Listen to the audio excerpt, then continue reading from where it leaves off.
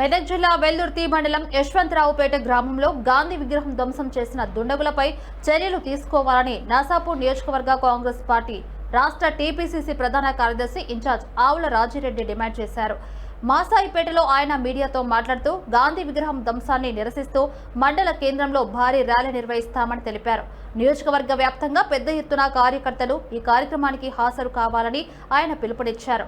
మాసాయిపేట మండల కేంద్రంలోని ఒక ప్రైవేట్ ఫంక్షన్ హాల్లో ఏర్పాటు చేసిన దసరా అలై బలై కార్యక్రమానికి ఆయన ముఖ్య అతిథిగా హాజరయ్యారు.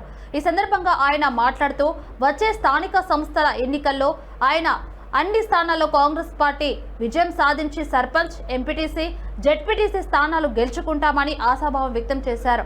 రాష్ట్ర ప్రభుత్వం ప్రవేశపెట్టిన అభివృద్ధి సంక్షేమ పథకాలు ప్రజలకు చేరుతూ ఉన్నాయని, కాంగ్రెస్ పార్టీని ప్రజలు ఆదరిస్తారని తెలిపారు.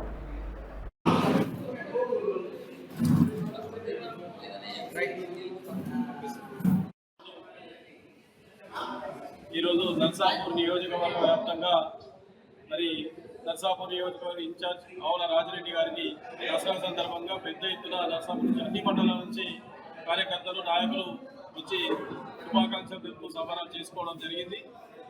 అదేవిధంగా కొన్ని రోజుల క్రితం మనకు అక్టోబర్ 2 గాంధీ జయంతి రోజు నాడు యశ్వంతరావుపేటలో కొంతమంది దుండగులు కావాలని ప్రజల మధ్యలో విద్వేషాలు రెచ్చగొట్టాలని గాడ్సే వారసులైనటువంటి కొంతమంది యువకులు గాంధీ గారి విగ్రహాన్ని ధ్వంసం చేయడం జరిగింది.